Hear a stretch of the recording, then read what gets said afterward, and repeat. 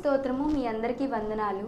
ఈ దినం కొరకై ఏర్పాటు చేయబడిన వాక్య భాగము అపోస్తల కార్యములు 5వ అధ్యాయం 16వ వచనం. మరియు యెరూషలేము చుట్టూ నుండి పట్టణముల జనులు రోగులను అపవిత్రాత్మల చేత పీడింపబడిన వారిని మోసుకొని కూడి వచ్చిరి. వారందరూ స్వస్థత పొందిరి. ఆమేన్. దేవునికి స్తోత్రం. హల్లెలూయా, హల్లెలూయా, హల్లెలూయా. మన ప్రభువును ప్రియరక్షకుడైనటువంటి నజరేయుడైన యేసుక్రీస్తు దివ్యనామంలో మీ అందరికీ ప్రత్యేకమైన వందనాలు తెలియజేస్తున్నాను. ఆయన హెచ్చవలసి ఉన్నది అనేటువంటి అనగా హీ మస్ట్ ఇంక్రీజ్ అనేటువంటి ఈ అనుదిన ఆత్మీయ కార్యక్రమానికి మీకు ప్రత్యేకమైన స్వాగతం పలుకుతున్నాం. రండి, దేవుని వాక్యం విందాం.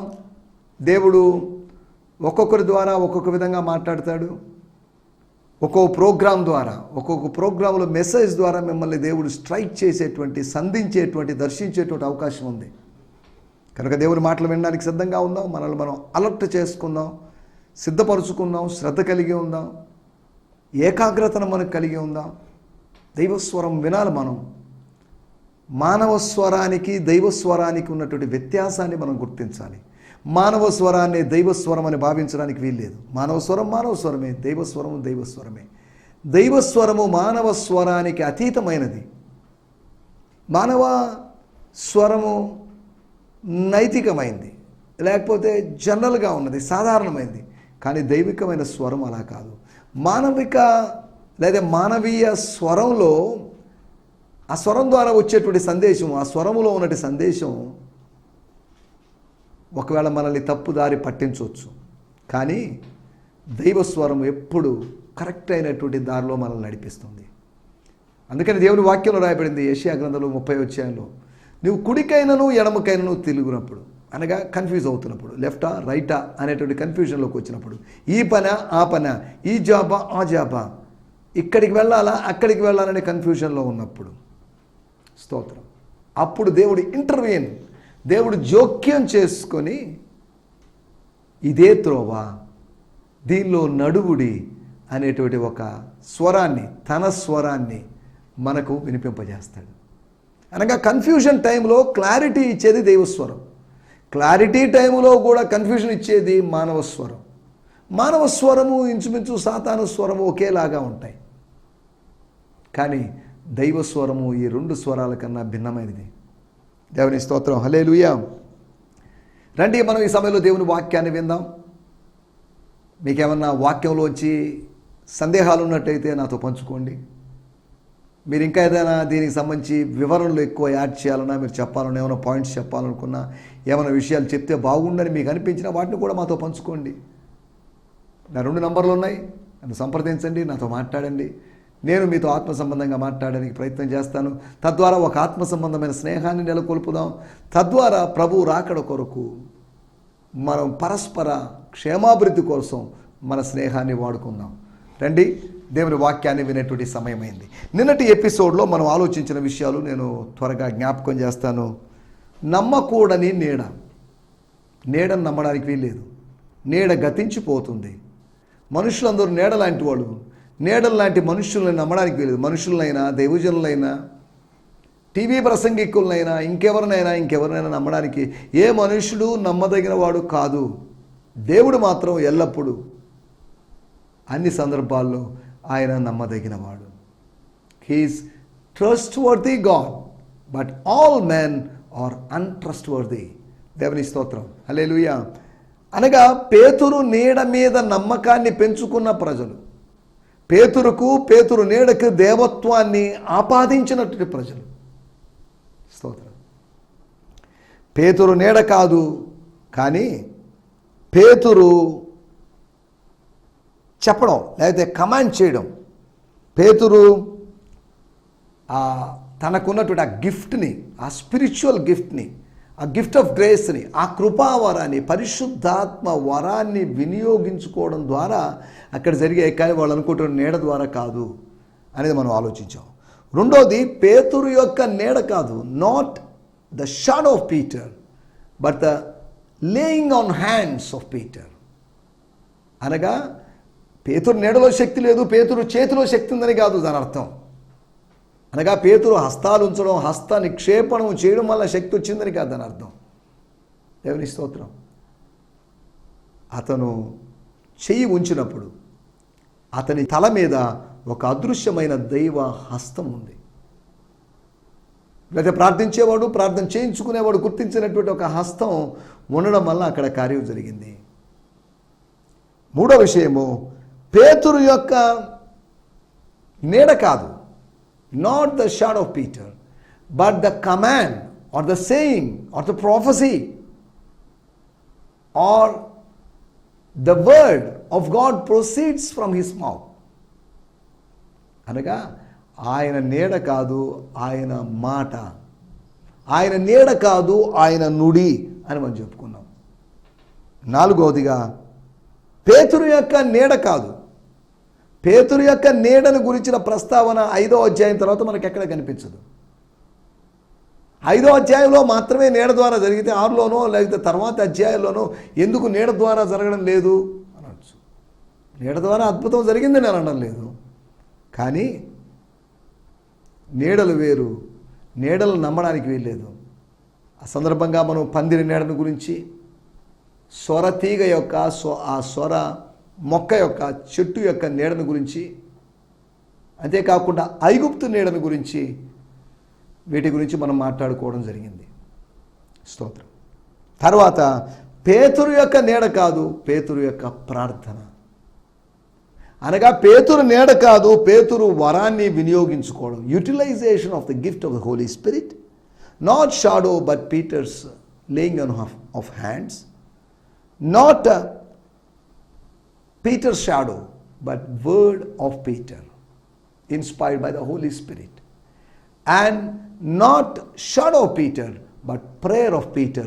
అని 4 విషయాలు మీకు జ్ఞాపకం చేయడం జరిగింది. దేవుని స్తోత్రం, హల్లెలూయా.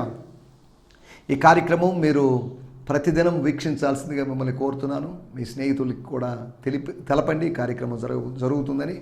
ప్రభు కృపను బట్టి ఇప్పటివరకు ఇంచుమించు 1250 ఎపిసోడ్లు పైగా చేయడానికి ప్రభు సాయం చేశాడు. ప్రభు ఎంతైనా నమ్మదగిన వాడు. He so faithful. దేవుని స్తోత్రం. ఈ సమయంలో మనం దేవుని వాక్యాన్ని ధ్యానించుకుందాం. మీ ప్రార్థనా మనవులు తప్పక మాకు పంపించండి. నా 2 నంబర్లు వాట్సాప్ నంబర్లు ఉన్నాయి. మీ ప్రేయర్ రిక్వెస్ట్లు పంపించినట్టయితే మీకోసం ప్రత్యేకంగా ప్రార్థన చేస్తాం. దేవుని స్తోత్రం. ఈ సమయంలో మనం దేవుని వాక్యాన్ని చదువుకుందాం. అపోస్తుల కార్యములు 5వ అధ్యాయము 16వ వచనం. Book of acts of అపోజల్స్, book of acts 5th chapter verse 16. మరియు యెరూషలేము చుట్టూ నుండి పట్టణముల జనులు రోగులను, అపవిత్రాత్మ చేత పీడింపబడిన వారిని మోసుకొని కూడి వచ్చిరి. వారందరూ స్వస్థత పొందిరి. Great numbers of people swarmed into Jerusalem from the nearby villages. They brought with them the sick and those troubled by demons, and everyone was healed. విస్తారమైన జన సమూహం ఎక్కడి నుంచి వస్తున్నారో మనకు తెలియదు. యెరూషలేములో నుంచి వస్తున్నారని కాదు, చుట్టుపక్కల గ్రామాల్లోంచి, చుట్టుపక్కల పట్టణాల్లోంచి, near by towns, near by సిటీస్లో నుంచి ప్రజలు వచ్చేసారు. వీళ్ళేదో పబ్లిసిటీ ఇచ్చి పిలవలేదు. హలో రండి రండి, చర్చ్ స్టార్ట్ చేసాం, అపోస్టలిక్ చర్చ్ స్టార్ట్ చేసాం, పేతురు సంఘమనో, పేతురు మినిస్ట్రీస్ అనో, యోహాన్ మినిస్ట్రీస్ అనో, లేదా యాకోబు మినిస్ట్రీస్ అనో, ఇలా మనుషుల పేర్లతో మినిస్ట్రీగా అది పిలవబడలేదు. మనుషుల పేరుతో ఇది ఫలాని వ్యక్తి యొక్క జ్ఞాపకార్థ సంఘమనో అని అలా పిలవబడలేదు. కానీ వాళ్ళు పిలవలేదు, జనాలు వస్తూ ఉన్నారు. దేవుడు ఈల వేసి పిలిచాడేమో, అనగా ఈల వేసినట్టుగా పిలిచాడేమో, ఆకర్షించాడేమో. జనాలు 4 దిక్కుల నుంచి, అన్ని వైపుల నుంచి, తూర్పు నుంచి, పడమర నుంచి, ఉత్తర దక్షిణ దిక్కుల్లోంచి జనాలు వచ్చేస్తున్నారు, గుమికూడుతున్నారు. అక్కడ ఏదో జరుగుతుంది. ఏ విధంగా అపోస్తుల కార్యము 2వ అధ్యాయం పెంతెకోస్తు పండక్కి వాళ్ళు ఎలా గుమిగూడారో అలాగా గుమిగూడినటువంటి సందర్భాన్ని మనం చూస్తున్నాం. వాళ్ళలో చాలామంది రోగులను తీసుకుని వచ్చాడు. Patients and attenders of the patients. ఒక పేషెంట్కి ఒక అటెండర్ కంపల్సరీగానే కాదు, అటెండర్ లేనటువంటి పేషెంట్ కూడా వచ్చి ఉండొచ్చు. ఏదేమన్నప్పటికీ నా మాటల యొక్క ఉద్దేశం, జనాలు ఒక్కసారిగా జల ప్రవాహముల్లాగా జన సమూహాలు యెరూషలేము పట్టణానికి వచ్చేసాయి. అలనాడు యేసు జయప్రవేశం చేస్తున్నప్పుడు ఏ విధంగా ఈ గ్రేట్ మల్టిట్యూడ్ని చూసి, ఆ గ్రేట్ క్రౌడ్ను చూసి జెరూసలేం వాళ్ళందరూ షాక్ అయిపోయారు. ఏంటిది, వాట్ ఇస్ దిస్? యెరూషలేములో అపోస్తలుల బోధ చేత నింపబడుతుంది. అనగా Jerusalem had been saturated by the gospel of Jesus Christ. యేసు ప్రభు యొక్క సువార్త ద్వారా అది సాచురేట్ అయింది అని దీన్ని బట్టి మనం అర్థం చేసుకోవచ్చు. చదువుకుందాం, వాడుక భాషలో కూడా చదువుకుందాం. అపోస్తల కార్యములు 5వ అధ్యాయము 16వ వచనం. ప్రజలు యెరూషలేము చుట్టూ ఉన్న ప్రాంతాల నుండి గుంపులు గుంపులుగా వచ్చారు. తమలో జబ్బుతో ఉన్న వాళ్ళను, దయ్యాలు పట్టి బాధపడుతున్న వాళ్ళను తీసుకువచ్చారు. వాళ్ళందరికీ నయమైపోయింది. వాళ్ళందరికీ కొందరికి కాదు. స్తోత్రం. ఒక్క పేతురే వాళ్ళందరి తల మీద చేతులు ఉంచి ప్రార్థన చేశాడు, నూనె రాసి ప్రార్థన చేశాడు. ఇవన్నీ కాదు. అపోస్తలుల ద్వారా ప్రజల మధ్య 12వ వచనంలో ప్రజల మధ్య అనేకమైన సూచక్రియలు మహత్కార్యములు అపోస్తలుల చేత చేయబడుచుండెను. దాంట్లో భాగంగా ఒక హీలింగ్ రివైవల్ వచ్చింది. అక్కడ ఒక స్వస్థత ఉద్యమం వచ్చింది. అందరూ స్వస్థ పొందుకున్నారు. అనగా ఇప్పుడు యెరూషలేములోనూ చుట్టుపక్కల ప్రాంతాల్లో పేషెంట్స్ అనేవాళ్ళు లేరు. అనగా 0% పేషెంట్స్ ఉన్నారు. ఒకప్పుడు 80 వరకు ఉన్నటువంటి పేషెంట్స్ పాపులేషన్ ఇప్పుడు అది 0%గా మారింది. దేవుని స్తోత్రం. విశ్వాసం పెరిగినప్పుడు, దేవుని కార్యాలు అధికమవుతున్నప్పుడు రోగుల సంఖ్య తగ్గింది. దేవుని స్తోత్రం. రోగుల సంఖ్య తగ్గింది అంటే ఆనాటి వైద్య వృత్తి బాగా దెబ్బతినిందని అర్థం. వైద్యం వ్యాపారంగా మారింది, విద్య వ్యాపారంగా మారింది. Private schools, private colleges, private hospitals, ఇలా విద్య అయినా వైద్యమైనా కానీ వ్యాపారంగా మారింది. అలాగే విద్య వైద్యమే కాదు, వైదిక రంగం అనగా ఆత్మీయ రంగం, స్పిరిచువల్ ఫీల్డ్ కూడా వ్యాపారంగా మారిపోయింది. విద్యారంగముతోనూ వైద్య రంగముతోనూ పోటీ పడి ఆత్మీయ రంగం కూడా, ఆత్మీయ ప్రపంచం కూడా వ్యాపారంగా మారిపోయింది. స్తోత్రం. హల్లెలూయా. కాలేదా? వ్యాపారంగా మారలేదా? నా తండ్రి ఇంటిని మీరు వ్యాపారపుటిల్లుగా చేశారని చెప్పాడు. అనగా Jewish religion become a business. All religions become a business. మతము వ్యాపారం కాదు. వ్యాపారపూరితమైనటువంటి మతం ద్వారా మనం దేవుని చేరుకోలేము. దేవుని చేరుకోవడానికి మతము అనేటువంటి నిచ్చెన అవసరం లేదు. మతము అనేటువంటి వంతెన వారిది అవసరం లేదు. We can reach God directly. మతము అనే మధ్యవర్తి యొక్క అవసరత లేకుండానే మనము మహోన్నతుడైన దేవుని చేరుకోవచ్చు. మరలా చెప్తున్నాను, మతము, మతశాఖ, రిలీజియన్, డినామినేషన్ అనేటువంటి ఈ బ్రిడ్జెస్ లేకుండానే మనము సృష్టికర్తను, మన పరమ తండ్రిని నేరుగా చేరుకోవచ్చు. కాకపోతే మతాల యొక్క అవసరత ఉందని ఏర్పడిన శూన్యములో ఒక మతాన్ని నిలబెట్టేసి, మతాన్ని స్థాపించేసి కొంతమంది మత మాఫియాగాళ్ళు దీన్ని అంత, దేవుడు సృష్టికర్త, ఆయన్ని కలుసుకోవడానికి అది ఒక్కో వ్యక్తి యొక్క ఇండివిజువల్ రెస్పాన్సిబిలిటీ. దాన్ని వ్యాపారంగా మార్చడానికి వీల్లేదు. దాన్ని కానుకల వ్యవహారంగా, దశమ భాగాల వ్యవహారంగా దాన్ని మార్చడానికి వీల్లేదు. సరే, ఏదేమైనప్పటికీ మనం ఇక్కడ ఆలోచిస్తున్న వాక్య భాగాల్లోకి వచ్చేద్దాం. మన టైటిల్ స్వస్థపరిచే దేవుడు, హీలింగ్ గాడ్. హీలింగ్స్ ఉన్నాయి అంటే హీలింగ్స్ వెనుకాల హీలింగ్ గాడ్ ఉన్నాడని అర్థం. హీలింగ్ గాడ్కి, హీల్డ్ పీపుల్కి మధ్యలో హీలింగ్ ప్రేయర్స్ చేసేటువంటి దైవజనులు ఉన్నారు. మీరే కదండి మతం యొక్క అవసరత లేదన్నారు, కానీ మళ్ళీ ఇక్కడ దైవజనులు మధ్యవర్తులుగా ఉన్నారు అని అంటున్నారు ఏంటి అని అడగచ్చు. అవును, మీరు అడిగింది మంచి ప్రశ్నే. ఒక మధ్యవర్తి యొక్క అవసరత లేదు. మనం కృపాసనం దగ్గరికి నేరుగా సమీపించవచ్చు.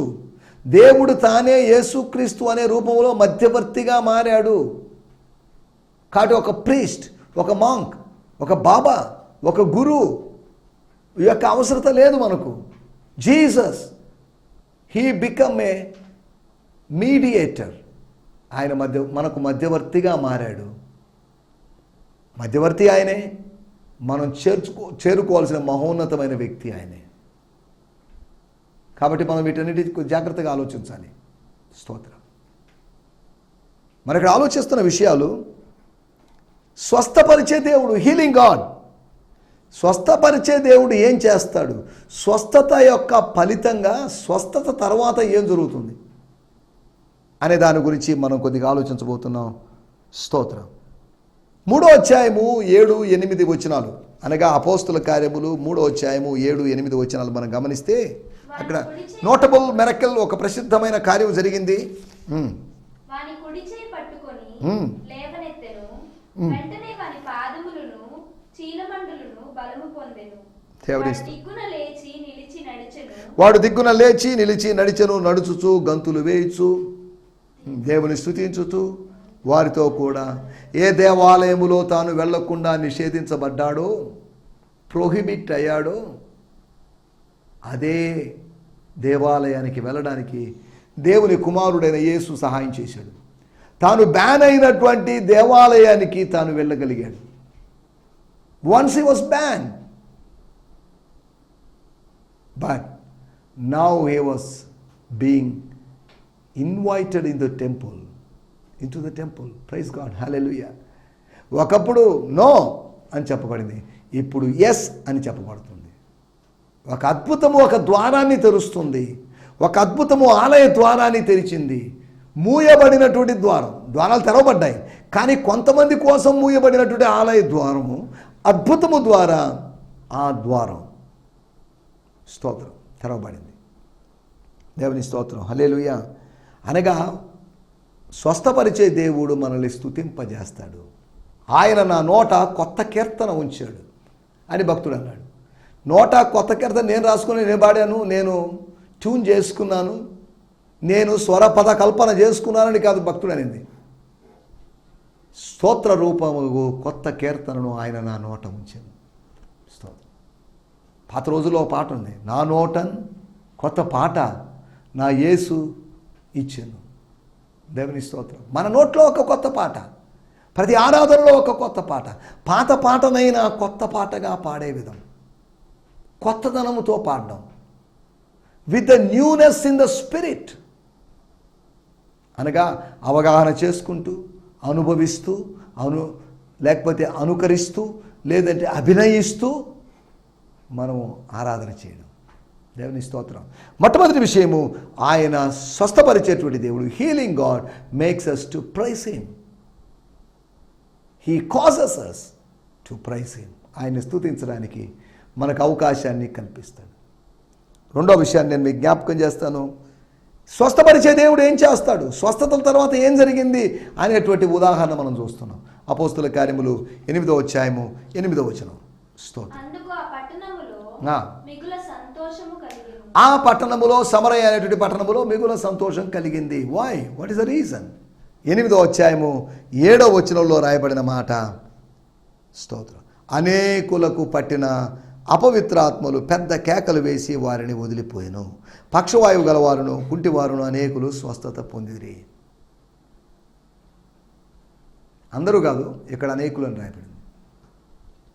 అనగా 3వ అధ్యాయములో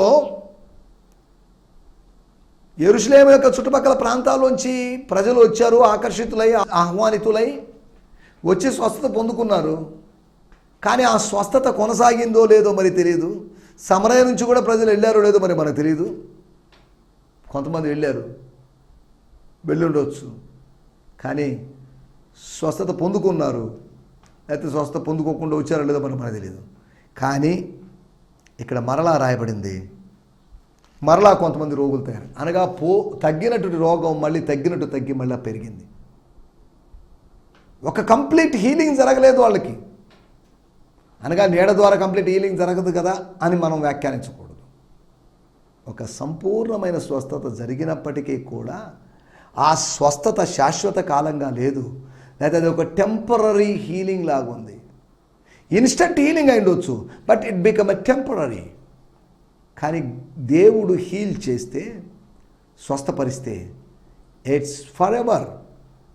అమ్మా, నీ జబ్బు, నీ రోగం 4-5 నెలలు తగ్గునుగాక, 1 సంవత్సరం తగ్గునుగాక, 3 సంవత్సరాలు తగ్గునుగాక, మళ్ళీ 10 సంవత్సరాల తర్వాత తిరుగు వచ్చునుగాక అని కాదు. No, you are heal once for all. Yes, that's all.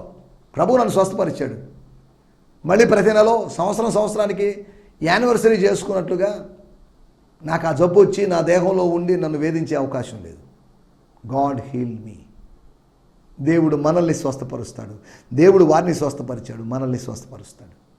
దేవుని స్తోత్రం, హల్లెలూయా. ఒకటి, స్వస్థపరిచేటువంటి దేవుడు స్తుతింపజేస్తాడు. రెండోది, స్వస్థపరిచేటువంటి దేవుడు సంతోషింపజేస్తాడు. ఆత్మఫలమైన సంతోషాన్ని మనలో పెడతాడు. శారీరక స్వస్థతను కలుగు చేయడం మాత్రమే కాదు, ఆత్మఫలమైన సంతోషాన్ని మనలో పెడతాడు. అనగా స్పిరిచువల్గాను ఫిజికల్గాను హీలింగ్ చేస్తాడు. ఈ మధ్యలో ఉన్నటువంటి మెంటల్ హీలింగ్ లేదా ఎమోషనల్ హీలింగ్ కూడా ఆయన చేస్తాడు. ఆయన 3 విధాలుగా హీల్ చేస్తాడు అనే సంగతిని మనం జ్ఞాపకం చేసుకుందాం. 3వ ఉదాహరణ అపోస్తల కార్యములు 9వ అధ్యాయము 18వ వచనం. స్తోత్రం. అప్పుడే అతని కన్నుల నుండి పొరల వంటివి రాలగా దృష్టి కలిగి లేచి బాప్తిస్మం పొందెను.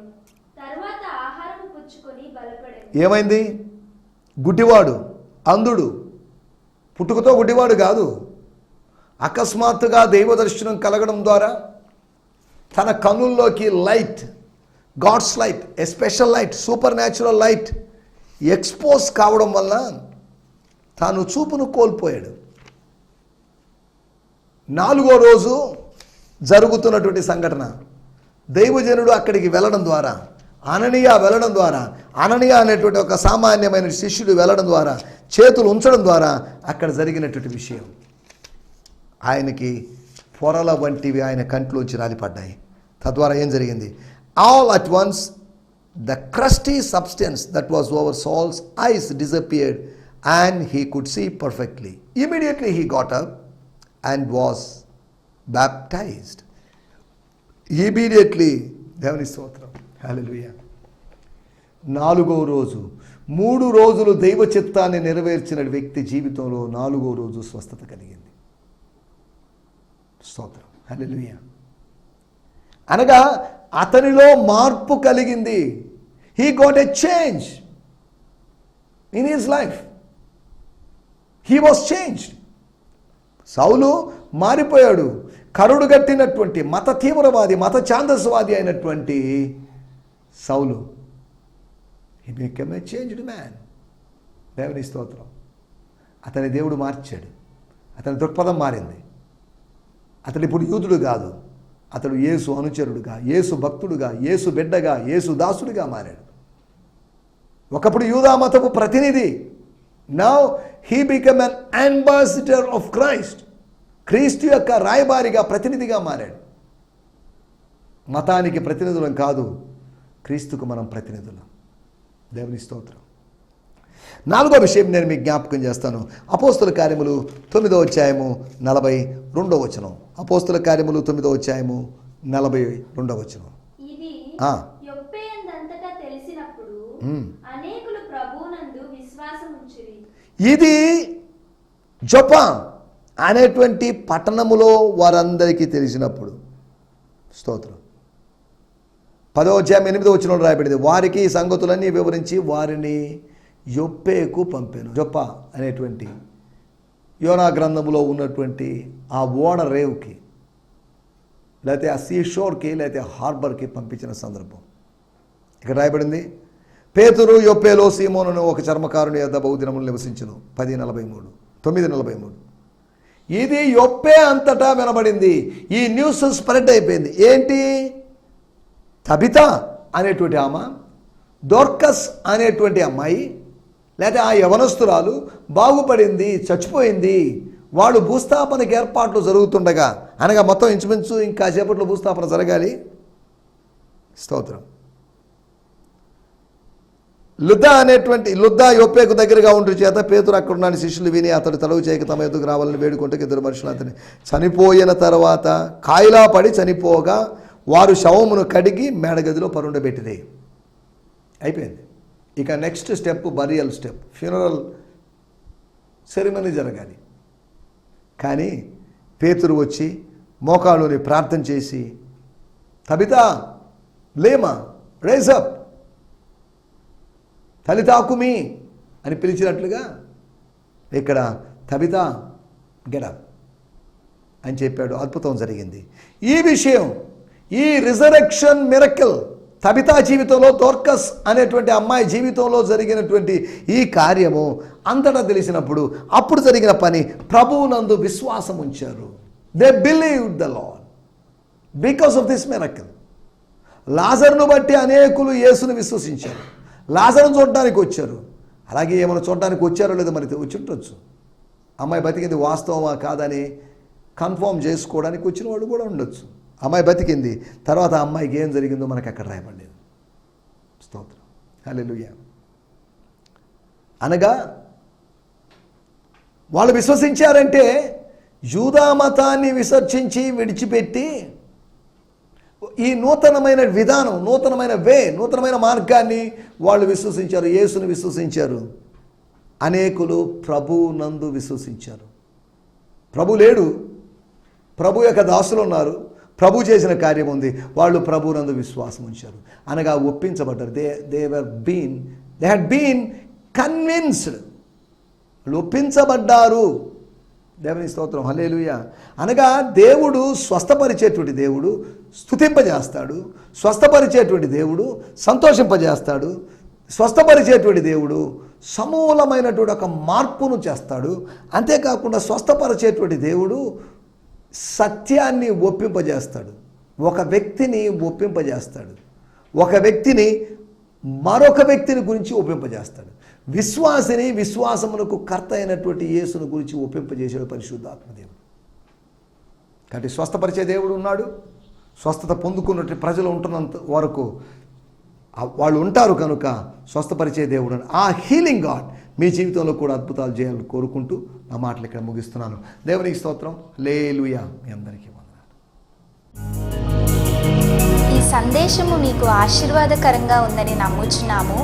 ప్రార్థనా అవసరతల కొరకు మమ్మల్ని సంప్రదించవలసిన మా చిరునామా గిద్యోన్ మిషన్ చర్చ్, 6వ వీధి, శాంతినగర్, నెల్లూరు 4, ఆంధ్రప్రదేశ్. పిన్ 524004. మా ఫోన్ నంబర్లు 7036443613 మరి ఒక నంబర్ 9392293010. మా ఈమెయిల్ ఐడి gfihmi2015@gmail.com. దేవుడు మిమ్మును ఆశీర్వదించునుగాక. ఆమేన్.